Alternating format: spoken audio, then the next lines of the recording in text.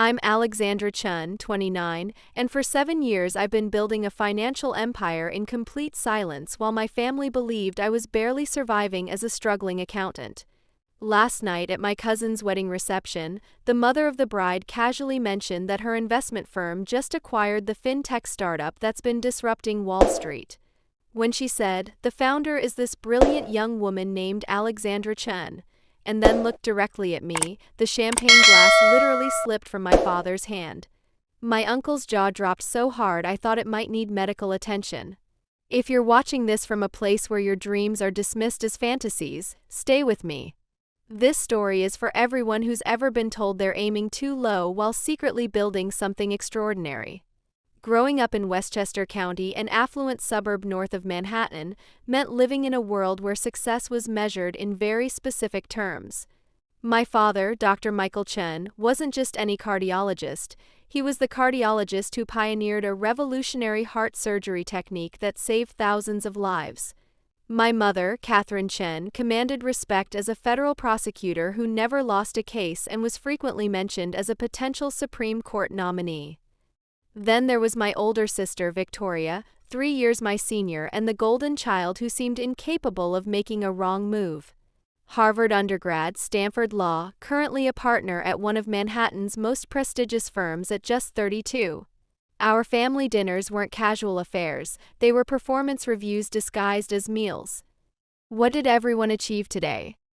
became my mother's standard opening line, delivered with the precision of a courtroom examination. Victoria always had something impressive to report: landmark cases, billable hour records, invitations to speak at legal conferences.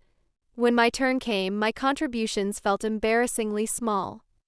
"I built a budgeting app for my friend's small business," I announced at 16, genuinely excited about teaching myself coding over a weekend to solve a real problem. "That's nice, sweetheart," my mother replied with that particular smile that never reached her eyes. "But perhaps you should focus on your debate team preparation? Top universities look for sustained leadership, not scattered interests." My father nodded approvingly, already turning his attention to Victoria's latest academic triumph. The message was crystal clear: technology was a distraction from real achievement, which happened in operating rooms and courtrooms.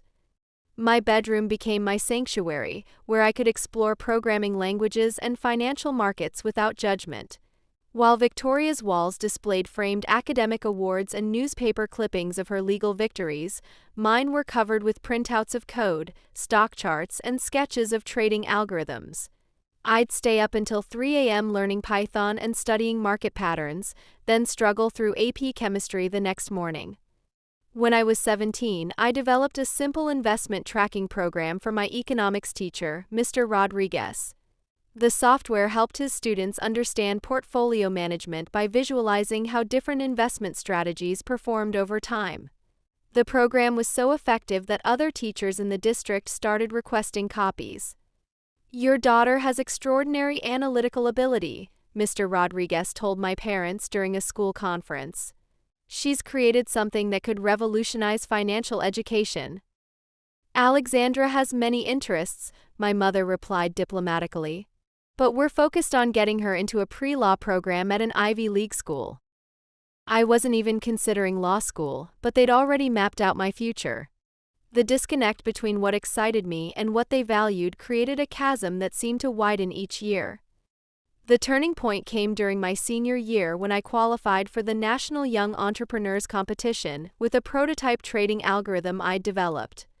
The competition fell on the same weekend as Victoria's celebration for making partner at her firm, an achievement that had been covered in the Wall Street Journal. "I'm so sorry, honey," my mother said, not looking particularly sorry. "But Victoria's milestone is once in a lifetime. You understand, right? Maybe next year."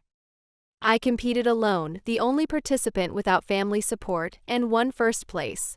The judges, veteran investors, and tech entrepreneurs told me my algorithm showed institutional-level sophistication. I came home clutching my trophy to find our house full of relatives celebrating Victoria's success. My achievement earned a quick, "That's wonderful, dear," from my father before he returned to toasting my sister. That night, I made a decision that would define the next decade of my life. I would build something so undeniable, so successful, that they couldn't dismiss or minimize it. But I would do it on my own terms, without their validation or interference. Senior year brought college applications and intense parental pressure to apply to Ivy League schools with strong pre-law programs. Instead, I secretly applied to state universities with excellent business and computer science departments. When my acceptance to NYU's Stern School of Business arrived with a full merit scholarship, my parents reacted as if I'd announced plans to join a cult. "You're wasting your potential," my father said, disappointment evident in every syllable. "Your SAT scores could get you into Harvard." "Business school?" my mother questioned, her voice rising. "That's not a field for someone of your intellectual caliber." What they meant was, that's not a field worthy of a Chen. Victoria, home from law school, tried to mediate in her well-meaning but condescending way. "Maybe it's just a phase, Mom. Let her get this out of her system before applying to law school." I left for college that fall carrying their disappointment like a weight, but also feeling a freedom I'd never experienced. Finally, I could pursue what fascinated me without constant judgment. College was liberation. At NYU, I wasn't the daughter squandering her potential on computer games. I was Alexandra, the student who professors noticed for innovative approaches to financial modeling. For the first time, I was surrounded by people who spoke my language and valued what I could do. During sophomore year, I met David Park in my advanced financial analytics class. While most students struggled with the complex algorithmic trading assignment, David and I not only completed it ahead of schedule but enhanced it with machine learning capabilities that impressed our professor. We started meeting for coffee after class, staying until the library closed, discussing the inefficiencies we saw in retail investing platforms. "The average person gets terrible financial advice," David said one evening, his laptop displaying charts of advisory fee structures. "They pay huge commissions for trades that algorithms could execute better and cheaper." That conversation sparked something revolutionary. Over the next week, we sketched ideas on napkins and whiteboards, envisioning a platform that would democratize sophisticated financial tools. By semester's end, we had the foundation of what would eventually become Quantum Invest. Summer break meant returning home where nothing had changed. At family gatherings, the first question relatives asked Victoria was about her law firm's latest high-profile case. The first question they asked me was when I was switching to a serious major. I started giving vague answers about studying business analytics, allowing conversations to move on quickly. "Finance is getting popular," my uncle would say with a dismissive wave. "I'm sure you can find some entry-level job at a bank when you graduate. Maybe customer service." What they didn't know was that David and I were spending every free moment building our prototype. We worked from a tiny co-working space in Brooklyn that we could barely afford, surviving on ramen and coffee while coding until our eyes burned. By junior year, we had a working beta version of our trading platform. We entered every entrepreneurship competition we could find, winning enough prize money to file patents and incorporate our business. A professor connected us with Sarah Martinez, a frustrated former Goldman Sachs trader who became our first advisor and eventually our first major investor. "This could transform how ordinary people build wealth," Sarah told us after seeing our demo. "The algorithm optimization alone could save investors millions in fees annually." Meanwhile, at Thanksgiving dinner my junior year, my father cornered me by the dessert table. "Catherine and I have been talking," he said, using my mother's name in that way that signaled a united parental front. "We're concerned about your career prospects. Victoria can help you get an administrative position at her firm. Something stable while you figure things out." I took a deep breath. "Actually, I'm working on starting a business." His laugh wasn't cruel, just incredulous. "A business? Alexandra, be realistic. You need experience before you can think about entrepreneurship. Get a real job first." That was the last time I tried to share my professional life with my family. It hurt too much to have something I poured my heart into treated as a childish fantasy. David and I graduated and moved into a cramped studio apartment in Queens. We lived on instant noodles and determination, coding relentlessly while taking freelance programming gigs to pay rent. Our first office was a corner of a shared workspace that we could afford for exactly 3 hours per day. Quantum Invest slowly gained traction. A small angel investment from one of our competition judges allowed us to hire our first employee, Maya Patel, a brilliant UX designer who transformed our clunky interface into something elegant and intuitive. We landed our first major client, a regional credit union looking to offer sophisticated investment tools to their members. When my family asked about work, I kept answers vague. "It's going well, I'd say." They never pressed for details, assuming I was struggling in some entry-level position at a small accounting firm, which is what I'd let them believe when I needed a simple explanation for my income. At Christmas that year, Victoria announced her engagement to a Harvard Law classmate who was already being fast-tracked for federal judgeship. My parents beamed with pride while relatives asked about wedding plans and career trajectories. Later, my mother found me alone in the kitchen. "You know Alexandra," she said, refilling her wine glass. "Victoria's colleague James is single. He's brilliant, clerked for a Supreme Court justice.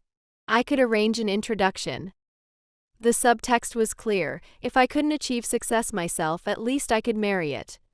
What my family didn't see was our user base growing exponentially. Small investors were reporting returns that outperformed major fund managers.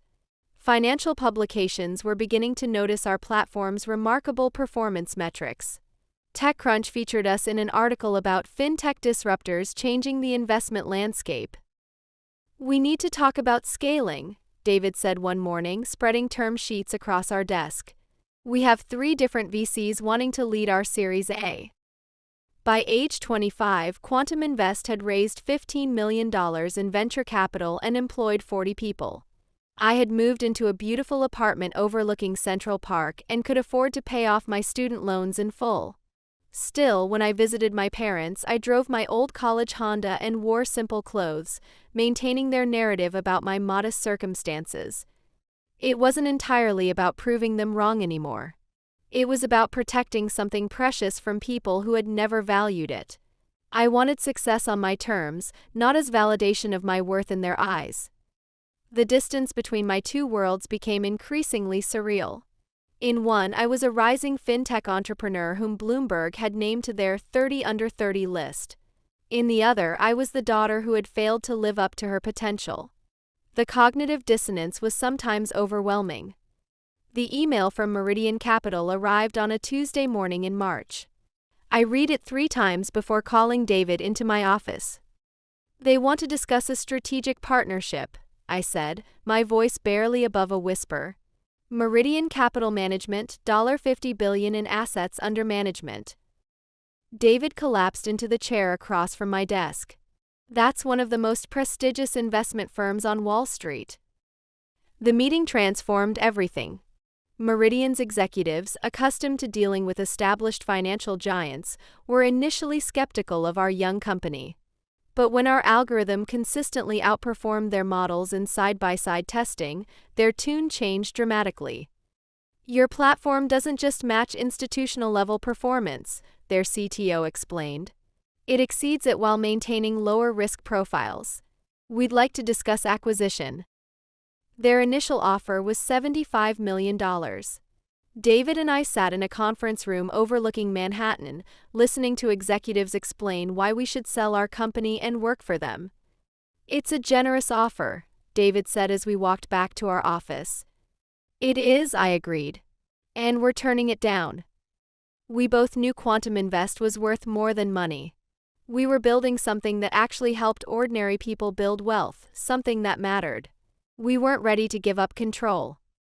3 weeks later, venture capital firm Highland Partners offered $25 million for a 20% stake, valuing our company at $125 million. This time we accepted. The investment would allow us to expand without losing our vision or independence. When the press release went out, I requested that only my first initial be used. A. Chen, co-founder and CEO, the articles read, usually alongside David's full name and photo. Financial publications referred to me as the enigmatic A. Chen, building intrigue around my low profile. It wasn't about hiding exactly. It was about controlling my narrative. Don't you want recognition? David asked after an industry conference where I deliberately avoided reporters. You've earned it. I do, I admitted. Just not yet, and not from strangers.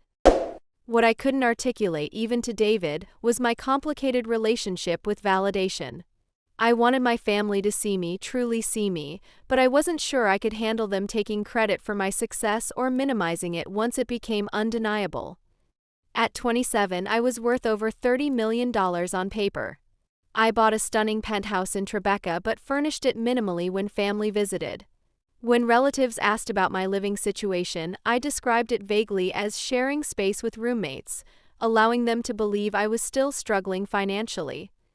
My circle of trust remained deliberately small. David knew everything, of course. My assistant Jennifer understood the family situation after organizing one too many declined invitations to Chen family events. My therapist, Dr. Rebecca Walsh, helped me process the conflicting emotions of success without recognition. What are you waiting for? Dr. Walsh asked during one session. What would make it the right time to tell them? I considered the question seriously. I want it to be so undeniable that they can't explain it away. So successful that they can't take credit or tell me I got lucky. And I want to be completely at peace with never getting their approval, so if they still don't give it, I'll be okay. Dr. Walsh nodded thoughtfully. And are you working toward that peace? Every day, I said, and I was.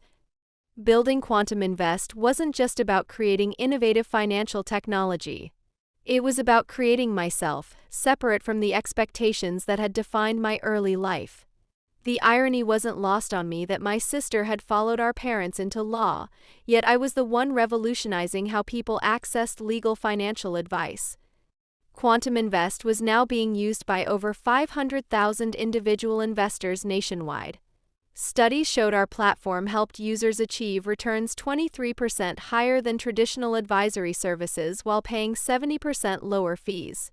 Every few months, usually after some family gathering where I'd been subtly pitted, I would review our company metrics, not from vanity, but as a reminder that external validation wasn't the measure of worth. Then came the rumors of potential acquisition by Meridian Capital Management. Their second approach was more serious, feeling out whether we might entertain an offer significantly higher than their first attempt. They're talking $300 million minimum, David said after an exploratory dinner with their executive team. $300 million, a figure that would make headlines impossible for even my achievement-oriented family to dismiss. Part of me wondered if this might finally be the moment to step out of the shadows, but another part hesitated.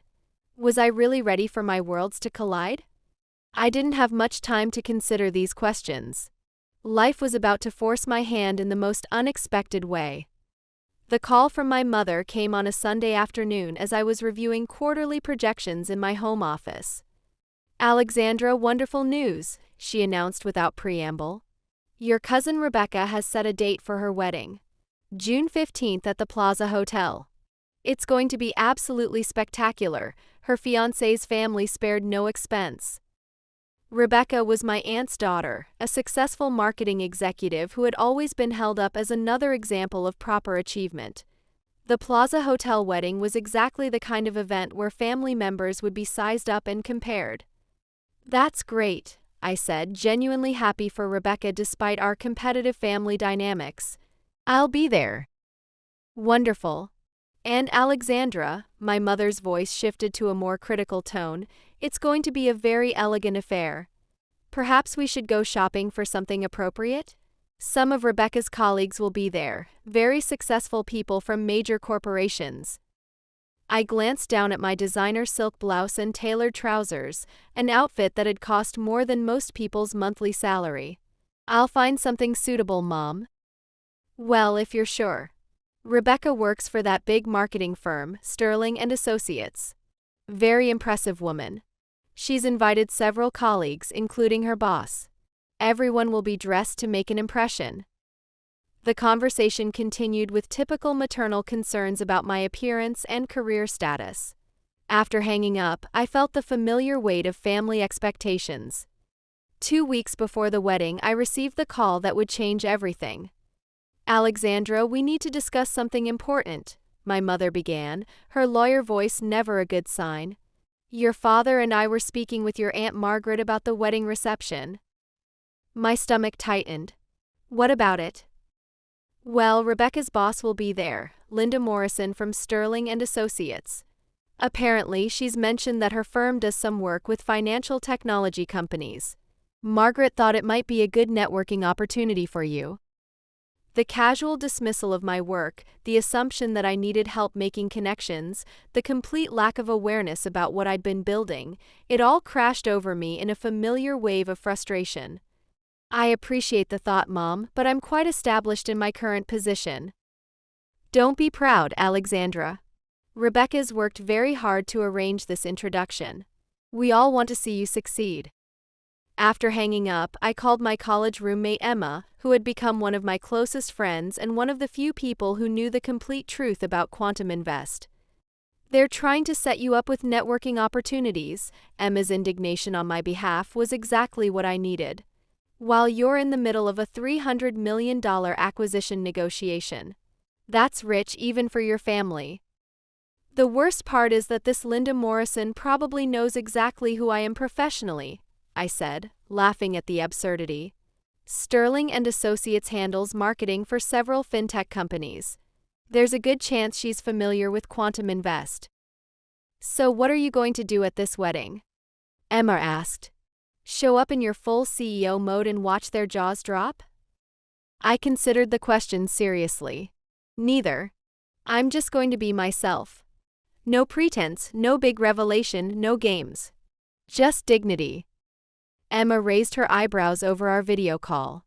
"That's very mature of you."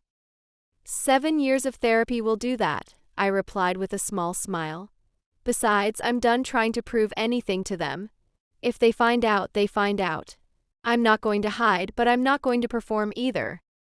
The week before the wedding, Meridian's final acquisition offer arrived, $285 million, with terms that would keep David and me in leadership roles for at least 5 years post-acquisition. We were officially on the verge of joining the ranks of fintech's most successful exits. As I selected an elegant navy dress for the wedding, I felt strangely calm. Whatever happened at Rebecca's reception, I knew my worth now. No one could take that away from me. The Plaza Hotel lived up to its legendary reputation. Crystal chandeliers cast warm light over cream silk draping and tables set with gold-rimmed china. Floor-to-ceiling windows overlooked Central Park, where late-afternoon sunlight filtered through spring leaves. I arrived exactly on time, not early enough to help with family coordination, nor late enough to make an entrance. Just punctual and dignified like the businesswoman I was. The cocktail reception was in full swing when I found my family gathered near the bar. My father stood in animated conversation with Rebecca's new father-in-law, discussing golf courses and surgical techniques. My mother coordinated with other relatives, making sure everyone knew which accomplished guests they should meet. Victoria spotted me first. "Alex, you look gorgeous," she said, embracing me with genuine warmth. Despite our complicated dynamic, Victoria and I had maintained a decent relationship as adults. "Thank you. Congratulations on the promotion, by the way." Victoria had recently been named senior partner at her firm, another milestone my parents had celebrated extensively. "Thanks. Come meet Rebecca's boss, she's fascinating. Built her company from nothing and now handles marketing for some of the biggest tech firms in the country." Linda Morrison stood near the windows, elegant in a burgundy dress, her silver hair styled perfectly. She was exactly what I'd expected from Sterling and Associates' executive team, polished, confident, and clearly accustomed to high-level business discussions. "Linda, this is my sister Alexandra," Victoria said with her usual professional charm. "She works in financial technology. Alex, Linda Morrison from Sterling, your associates." "It's wonderful to meet you," Linda said warmly, extending her hand. Victoria tells me you're in fintech. What a coincidence, that's one of our fastest growing practice areas. I shook her hand, noting the slight furrow in her brow as she studied my face. Recognition was beginning to dawn. Really? What companies do you work with? I asked, genuinely curious about potential overlaps. Oh, several exciting startups and some established players. We just finished a campaign for Quantum Invest, remarkable company revolutionizing retail investing. The founders are brilliant, especially the CEO. Very mysterious woman who avoids publicity but has built something extraordinary. My mother appeared at my elbow, wine glass in hand. Olivia, I see you've met Linda. She was just telling us about her work with technology companies. Very impressive. Actually, Linda said slowly, her marketing executive's memory clearly processing, I'm sorry, but you look incredibly familiar. Are you by any chance Alexandra Chen from Quantum Invest? The question hung in the air like a challenge. Victoria looked confused. My mother's polite smile faltered slightly. Yes, I said simply. Linda's face lit up with genuine excitement. I can't believe it. You're the Chen everyone's been trying to get interviews with. Your platform has revolutionized how our clients think about retail investing technology. Victoria's glass stopped halfway to her lips. Alex, what is she talking about? Linda continued, her professional enthusiasm overriding the family awkwardness she was beginning to sense. Your company is the most innovative fintech platform we've encountered in 20 years. The algorithmic trading capabilities, the user interface design, the democratization of sophisticated investment tools, it's brilliant. We've been telling all our financial services clients they need to understand what Quantum Invest is doing. My father, who had been half listening to the conversation, turned fully toward us. I'm sorry, what company are we discussing? Quantum Invest, Linda replied. One of the most successful fintech startups in the country. Your daughter is the co-founder and CEO. The silence that followed was absolute. My father's golf anecdote died mid-sentence. My mother's hand tightened around her wine glass. Victoria stared at me as if seeing a stranger. Is this true? My father finally managed. I met his gaze steadily. Yes. David Park and I founded Quantum Invest 7 years ago. We currently serve over 500,000 users and employ 120 people across 3 offices. Linda, suddenly realizing she had inadvertently triggered a family revelation, tried to gracefully continue. Alexandra, I had no idea you were related to Victoria. Your reputation in the industry is extraordinary. The Wall Street Journal called your platform the future of retail investing. And the acquisition rumors, is it true that Meridian Capital made an offer? Before I could answer, my mother found her voice. Acquisition? What acquisition? Linda looked between my family and me, clearly sensing the tension but unable to stop her professional excitement. The industry is buzzing about Meridian's potential acquisition of Quantum Invest. The rumored figure is close to $300 million. It would be one of the largest fintech exits this year. The number hung in the air like a physical presence. My father set down his drink with trembling hands. Victoria's mouth literally hung open. $300 million, my mother repeated faintly. Linda nodded enthusiastically. At minimum. Some reports suggest it could go higher. Quantum Invest technology is years ahead of established players. Their algorithm consistently outperforms traditional investment advisors while charging a fraction of the fees. My family stared at me as if I had suddenly sprouted wings. In many ways, they were seeing me for the first time. But why didn't you tell us? Victoria was the first to recover her voice. Before I could answer, Linda continued her unintentional revelation. Alexandra's been featured in every major financial publication, though she's famously private. Forbes called her the ghost genius of fintech. Her platform has helped ordinary investors achieve returns that were previously only available to institutional clients. Rebecca appeared at our circle, beaming with newlywed happiness. I hope everyone's having a wonderful time. Linda, thank you so much for coming. I see you've met my cousin Alexandra. Actually, Linda said with a laugh, I've been working indirectly with Alexandra for months without realizing the family connection. Small world. Rebecca looked confused. Working with Alex? But she's an accountant, isn't she? Linda's eyebrows shot up. Accountant? Rebecca, your cousin is one of the most successful entrepreneurs in financial technology. She's built a company that's literally changing how Americans invest for retirement. The conversation that followed was a blur of shocked questions and awkward revelations. Relatives who had dismissed my career an hour before now asked for investment advice. My mother mentioned 3 times that she'd always known I had a special talent with numbers. My father claimed he'd been telling colleagues about his daughter, the tech entrepreneur, for years. Victoria remained relatively quiet, processing the magnitude of what she'd learned. As the reception moved into dinner, she pulled me aside. Alex, I need to ask you something, and I want an honest answer. I nodded. Why didn't you tell us? Really tell us? I considered my words carefully. Because every time I tried to share my work with all of you, it was dismissed as a hobby or a phase. After a while, it was easier to stop trying. But we're your family. We would have supported you if we'd understood. Would you have? Victoria, do you remember Thanksgiving 5 years ago when Dad suggested I get a real job before thinking about entrepreneurship? Or when Mom tried to set me up with networking opportunities because she assumed I was struggling? Victoria had the grace to look embarrassed. We were worried about you. You never shared details about your work. I tried to. Multiple times. But every conversation about my career became a lecture about finding something more substantial or secure. Eventually, I learned that your worry felt more like judgment. The rest of the evening passed in a strange mixture of celebration and family reckoning. Linda Morrison proved to be an unintentional bridge, enthusiastically explaining to my relatives exactly what Quantum Invest had accomplished and why it mattered.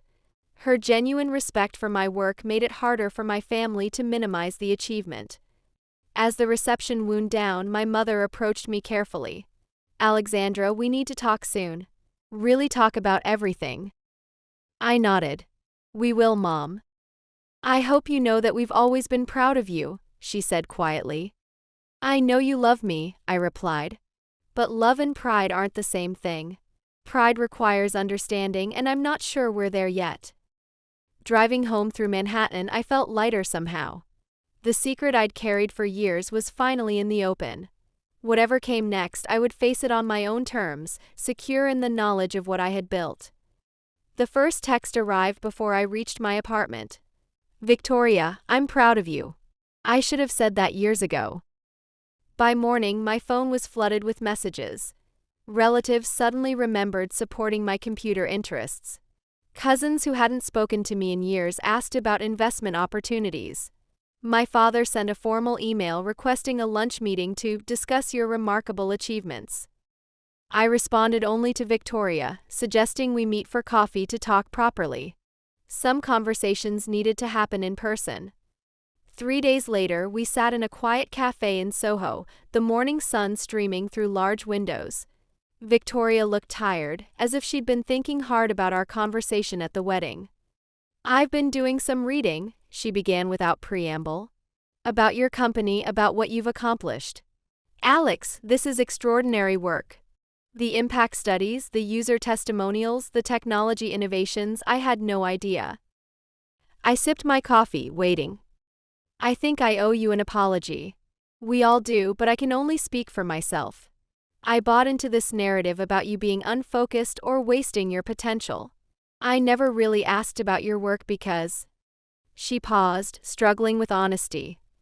Because it felt good to be the successful one, I finished gently. She nodded, tears forming in her eyes. Yes. It was comfortable being the daughter who made them proud, who they could brag about. I didn't want to examine your path too closely because what if you were actually doing something incredible? What would that mean about the way we treated you? Her honesty disarmed me completely. I'd expected defensiveness or attempts to rewrite history. Victoria, I'm not angry about the past. Not anymore. But I need you to understand that the way our family talks about success, about worth, about what matters, it's narrow. And it made me feel invisible. You were invisible to us, she agreed. And that's inexcusable. You were building something remarkable while we were dismissing it as a hobby. We talked for 3 hours, really talked, perhaps for the first time as adults. She asked genuine questions about Quantum Invest, about the challenges of building a company from nothing. I asked about her legal work and found myself actually interested when she described cases involving technology law and financial regulation. We have more in common than I realized, she said as we prepared to leave. We're both trying to use our skills to help people navigate complex systems. You're just doing it on a much larger scale. Over the following weeks, as the Meridian acquisition moved toward completion, my family relationships entered uncharted territory.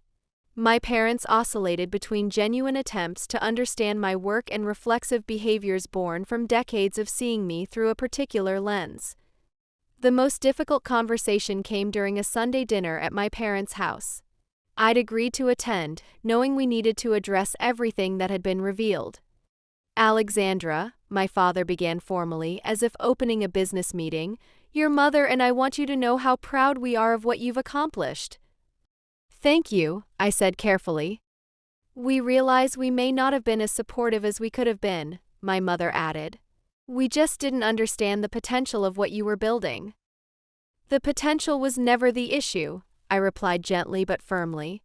The issue was that you never tried to understand what I was actually doing. You made assumptions based on your own definitions of success and never asked me to explain mine. My father looked uncomfortable. We always wanted what was best for you. You wanted what was familiar to you. There's a difference. The conversation was painful but necessary. Old patterns emerged, my father trying to give me business advice despite having no experience in technology, my mother suggesting ways I could have marketed myself better to the family. But there were also moments of genuine connection when they asked real questions about my work and listened to the answers. How did you know this would work? My mother asked during one of these moments. How did you have the confidence to risk everything on an idea? I didn't know it would work, I admitted. But I believed in the problem we were solving. Traditional investment advice was failing ordinary people, and I thought we could do better. The confidence came from seeing early users achieve better results. That's remarkable vision, my father said quietly. I'm beginning to understand that entrepreneurship requires a different kind of courage than I appreciated. The healing wasn't just external. The acquisition had given me the freedom to focus on my own well-being in ways I'd neglected during the startup years. Regular therapy sessions with Dr. Walsh helped me process the complicated emotions around my family's sudden recognition. You spent years protecting yourself from their judgment, she noted during one session. Now that protection isn't necessary in the same way, but the habits remain. It's okay to let some of those walls down gradually. The Meridian acquisition closed on schedule, officially transforming David and me into extraordinarily wealthy individuals. The press coverage was extensive, with business publications finally putting a face to the enigmatic A. Chen. My photo appeared on the cover of Fortune magazine under the headline, The Quiet Revolutionary, How Alexandra Chen Changed Investing Forever. 6 months after Rebecca's wedding, life had found a new equilibrium. I now led the innovation division at Meridian Capital Management, overseeing the integration of Quantum Invest technology across their entire platform. David managed our original product line, ensuring our founding mission of democratizing sophisticated investing remained intact. My relationship with Victoria had transformed most dramatically. Without the competitive hierarchy that had defined our dynamic, we discovered genuine friendship. She'd become one of my most trusted advisors, helping navigate legal complexities as Quantum Invest expanded internationally. I've been thinking, she said during one of our monthly coffee meetings, about starting a legal clinic for tech entrepreneurs. Small companies who can't afford big firm rates but need sophisticated legal advice. That's brilliant, I replied. And I know exactly the investment group that might fund something like that. My parents were trying, which was the most accurate description of our evolving relationship. They'd established new boundaries, no more unsolicited career advice, no more attempts to set me up with appropriate men. Our Sunday dinners were no longer performance reviews but actual conversations about our work, our interests, our lives. Not always easy conversations, but real ones. One particular source of joy was mentoring young women in finance and technology. Every month, I hosted workshops for college students interested in fintech, sharing not just technical knowledge but the emotional resilience needed to pursue unconventional paths. My parents think business school is a waste of time for women, one senior told me, echoing my own experience. They want me to focus on law school or medicine. What do you want? I asked. To build financial tools that help people make better decisions, she replied without hesitation. Then build them, I said, sharing resources and encouragement. Find the people who believe in your vision, even if they're not your family. And keep the door open for your parents to understand later. That evening, as I sat in my office overlooking the Hudson River, I reflected on the journey that had brought me here. The external validation I'd once craved had arrived in abundance: industry recognition, financial success, even family acknowledgement. But I'd discovered something more valuable along the way: the ability to validate myself. The intercom buzzed. "Ms. Chen, David Park is here for your 6 p.m. meeting." David entered carrying 2 cups of coffee and wearing the slightly exhausted expression of someone who'd spent the day in back-to-back investor meetings. Ready for the Singapore update? We'd been expanding Quantum Invest's technology internationally, and David had just returned from establishing our Asia-Pacific operations. As he spread charts and user growth projections across my conference table, I marveled at how far we'd come from those early days in a cramped Brooklyn co-working space. "The response in Southeast Asia has been incredible," David reported. "We're seeing adoption rates that exceed our most optimistic projections. Turns out the democratization of sophisticated investing tools resonates universally." "Any regulatory challenges?" "Some, but nothing we can't navigate. Our legal team thinks we'll have full approval in Singapore and Hong Kong within the quarter." As we reviewed international expansion plans, my phone buzzed with a text from Victoria. "Family dinner this Sunday? Mom's making her famous lasagna. Fair warning, she's invited the Winters family because she wants to show you off." I showed David the message. "Still navigating the family dynamics?" "It's better," I said honestly. "Not perfect, but better. They're trying to understand my world now instead of dismissing it." "That's progress. Remember when you used to dread going home?" I did remember. Those painful visits where I felt like an imposter in my own family, pretending to struggle financially while secretly building an empire. The relief of not having to maintain that fiction was profound. After David left, I stayed late, not because I had to, but because I genuinely loved what I did. Through my office windows, Manhattan glittered with possibility. Somewhere in the city, thousands of people were using our platform to invest for their futures, to build wealth their parents never had access to. My computer chimed with an email from Dr. Walsh, confirming our appointment for Thursday. Even with professional success beyond my wildest dreams, I maintained regular therapy sessions. Building wealth was one thing, building emotional intelligence was another. The weekend arrived with its now familiar rhythm. Saturday morning coffee with Emma, who'd become a successful marketing executive herself and one of my closest friends. Saturday afternoon reviewing investment portfolios, both personal and the fund I'd established to support women entrepreneurs in fintech. Saturday evening usually meant dinner with friends from the industry, people who understood the unique pressures of building and scaling technology companies. Sunday family dinner at my parents' house in Westchester had evolved from dreaded obligation to genuinely pleasant ritual. The dining room where I'd once felt so small now welcomed me as an accomplished adult.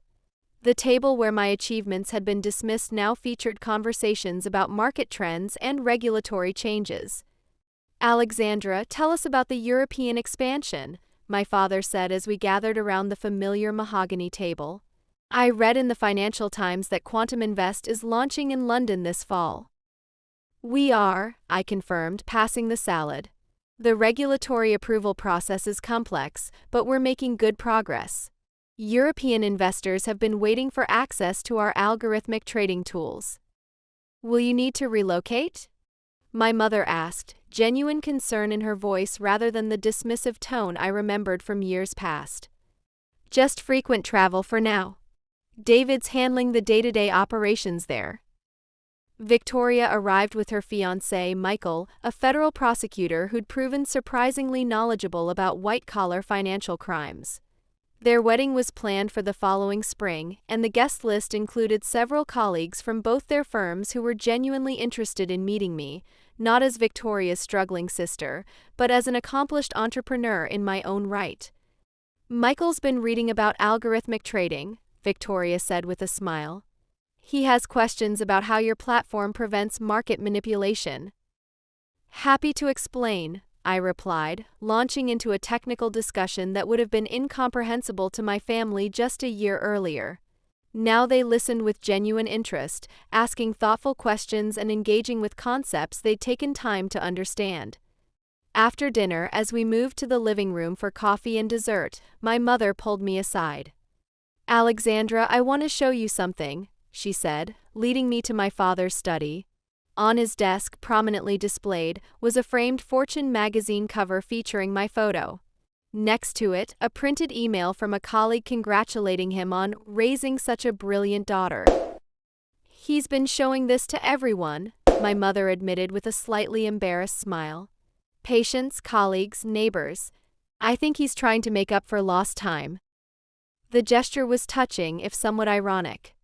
The recognition I desperately wanted as a teenager had finally arrived, but I no longer needed it to feel worthy. Mom, can I ask you something? Of course.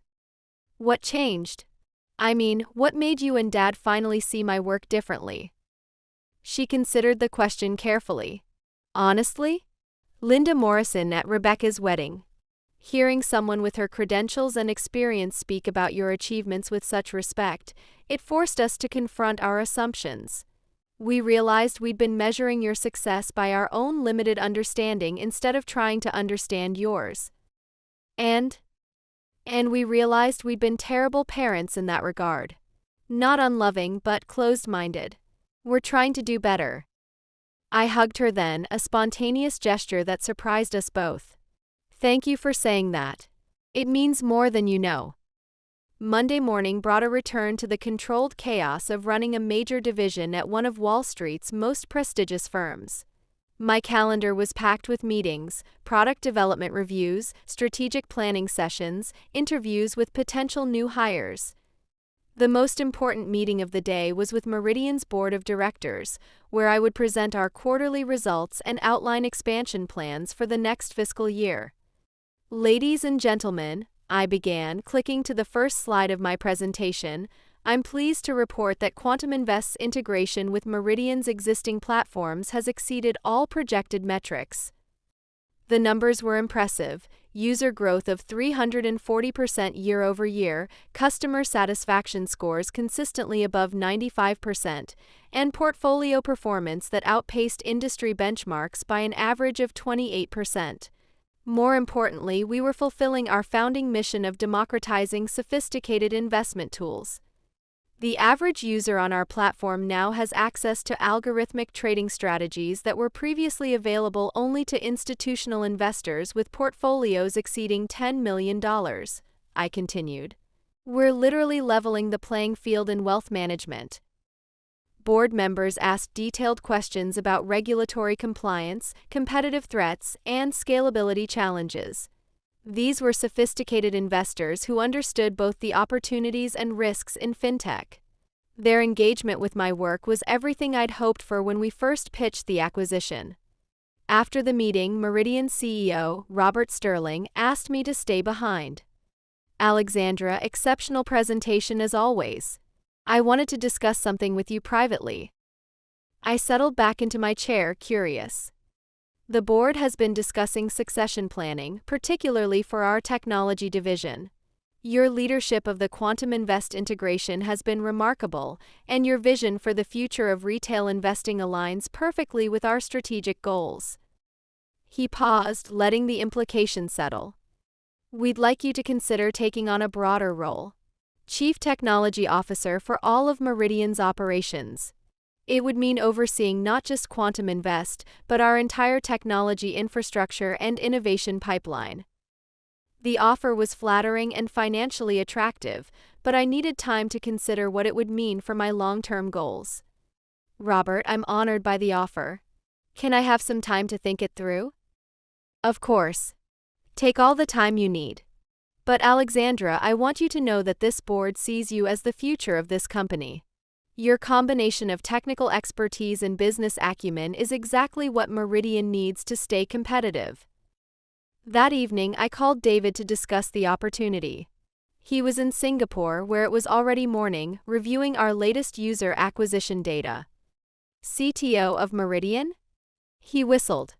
That's huge, Alex. You'd basically be running technology for a $50 billion company. I know. It's exciting and terrifying. What's the hesitation? I considered his question. I suppose I'm worried about losing focus on our original mission.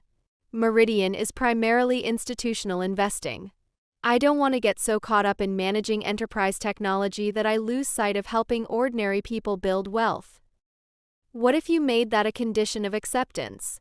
That Quantum Invest maintains its independence and mission within the larger structure. That's actually brilliant. I could use the CTO role to advocate for retail investor tools across all of Meridian's platforms. We spent an hour discussing the possibilities and potential pitfalls. David's perspective was invaluable. He understood both the technical challenges and the mission-driven aspects of what we built. Whatever you decide, I support, he concluded. But Alex, you've earned this opportunity. Don't let imposter syndrome talk you out of something you've worked your entire career to achieve. After hanging up, I stood on my apartment balcony, looking out over the city lights. 7 years ago, I'd been working from a shared desk in Brooklyn, surviving on ramen and determination. Tonight, I was considering an offer to lead technology operations for one of Wall Street's most prestigious firms. The journey hadn't been linear or easy, but every challenge had prepared me for this moment. The family dynamics that had once caused me such pain had taught me resilience and independence. The years of building Quantum Invest in relative obscurity had given me the confidence to succeed on my own terms. My phone buzzed with a text from Victoria. Saw the news about the Meridian CTO rumors in the Wall Street Journal. Is it true? Call me. I smiled, realizing that my sister had become one of my most trusted advisors. The competitive dynamic that had defined our relationship for decades had evolved into genuine mutual respect and support. I called her back immediately. Alex, tell me everything. Are you really being considered for CTO? Where did you see that? Wall Street Journal tech section. Anonymous sources suggesting Meridian is promoting from within for their technology leadership role. Given your profile there, it wasn't hard to connect the dots. I confirmed the offer and we spent 30 minutes discussing the implications. Victoria's legal background gave her unique insights into corporate governance and executive leadership challenges. This is incredible, Alex. You'd be one of the youngest CTOs of a major financial services firm. The precedent you'd set for women in fintech would be enormous. That's part of what's exciting about it. But also part of what's scary. Why scary? Because I'd be representing not just myself, but everyone who comes after me. If I succeed, it opens doors. If I fail, you won't fail, Victoria said firmly. You've already proven you can build technology that transforms industries. This is just the next logical step. After we hung up, I spent the evening researching other technology leaders in financial services, understanding the scope of what Meridian was offering. The role would involve overseeing a technology budget exceeding $500 million annually, managing teams across 4 continents, and driving innovation for a client base that included some of the world's largest institutional investors. It was the kind of opportunity I dreamed about as a college student, coding late into the night and imagining what I might build someday. The decision crystallized over the following week through conversations with mentors, colleagues, and industry contacts.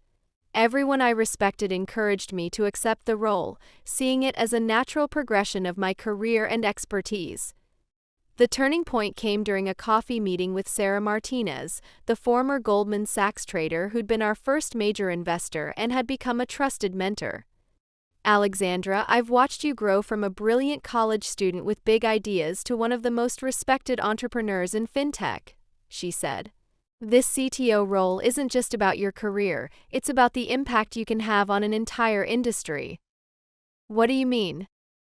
Meridian manages retirement funds for millions of Americans. Teachers, firefighters, nurses, ordinary people whose financial futures depend on investment performance. Your technology could help them achieve better outcomes, just like Quantum Invest did for individual investors. She was right. The CTO role would allow me to scale our impact far beyond what we'd achieved with Quantum Invest alone. The following Monday, I requested a meeting with Robert Sterling to discuss terms. "I'm interested in the CTO position," I began, "but I have some conditions." Robert smiled. "I'd be disappointed if you didn't. What do you need?" "First, Quantum Invest maintains its independence and mission within the larger organization. Second, I want resources allocated specifically for developing retail investor tools across all Meridian platforms. Third, I need authority to hire and promote based on merit, regardless of traditional backgrounds or pedigrees." "Done, done, and done," Robert replied without hesitation. "Alexandra, we're not just hiring your technical skills. We're hiring your vision for the future of finance. That vision includes democratizing access to sophisticated investment tools, and we support that completely." The announcement of my promotion to Chief Technology Officer made headlines in financial publications worldwide. "Rising star takes the helm," read the Financial Times. "From startup founder to Wall Street tech leader," proclaimed TechCrunch. The response from my family was immediate and overwhelming. My father called within an hour of the announcement. "Alexandra, we just saw the news. We're so incredibly proud of you." "Thank you, Dad. I want you to know that I understand now what you were building all those years. What you've accomplished, it's extraordinary. I'm sorry it took me so long to see it." My mother's reaction was equally moving. "We raised a daughter who changed an entire industry," she said through tears during our phone conversation. "I know we didn't always support you the way we should have, but we're supporting you now." Victoria's response was characteristically direct. "You're going to be the most badass CTO in finance. Also, Mom has already started planning a celebration dinner. Fair warning." The celebration dinner turned out to be a formal affair at the Union Club, with my parents inviting colleagues and family friends to meet their daughter, the Chief Technology Officer. The irony wasn't lost on me. The same parents who had once dismissed my computer interests were now proudly introducing me as a technology leader. But the most meaningful recognition came from an unexpected source. During the dinner, my father stood to make a toast. "Alexandra," he began, his voice thick with emotion, "when you were young, I thought success meant following a predetermined path. I was wrong. Real success means having the courage to create your own path and the determination to follow it despite obstacles, including, I'm ashamed to say, obstacles from the people who should have supported you most." He paused, composing himself. "You built something remarkable not because of our guidance, but despite our lack of understanding. You've taught us that there are many ways to change the world, and your way, through technology and innovation, is no less valuable than the paths we thought we understood." The room was silent as he raised his glass. "To Alexandra, who proved that the best achievements come from following your passion, not your parents' expectations." As glasses clinked around the table, I felt a profound sense of completion. Not because I'd finally earned my family's approval, but because I no longer needed it to feel whole. 6 months into my role as CTO, Meridian had launched 3 new retail investor platforms based on Quantum Invest's technology. Our algorithmic trading tools were now available to pension funds, 401(k) plans, and individual retirement accounts across the country. Millions of Americans were achieving better investment outcomes because of technology I'd helped create. The work was challenging and demanding, but deeply fulfilling. I was building systems that would help ordinary people secure better financial futures, which had been my goal from the very beginning. My office at Meridian's headquarters overlooked Trinity Church and the 9/11 Memorial, constant reminders of both history and possibility. On quiet evenings, when the trading floors were empty and the city lights began to twinkle, I would reflect on the journey that had brought me here. Success, I'd learned, wasn't just about financial achievement or professional recognition. It was about creating something meaningful, staying true to your values, and having the courage to define worth on your own terms. The young woman who had felt invisible at family dinners, whose achievements were dismissed as hobbies, had built an empire that was changing how millions of people thought about investing and wealth building. But more importantly, she'd built herself, independent, confident, and unshakable in her sense of worth. As I prepared to leave the office that evening, my phone buzzed with a message from one of the young women I mentored. "Ms. Chen, I just got accepted to MIT's FinTech program. Thank you for believing in me when my family didn't understand." I smiled, remembering my own journey from dismissal to recognition, from doubt to confidence. The cycle continued, but now I was on the other side, the one offering encouragement to the next generation of dreamers and builders. If you're reading this story from a place where your dreams are being dismissed, where your passion is treated as a phase, remember this: your worth isn't determined by other people's understanding of your path. Build what matters to you. Stay true to your vision. The validation you seek from others will come, but more importantly, you'll develop the ability to validate yourself. And sometimes, if you're patient and persistent enough, you might just change the world in the process. Success isn't about proving others wrong, it's about proving yourself right.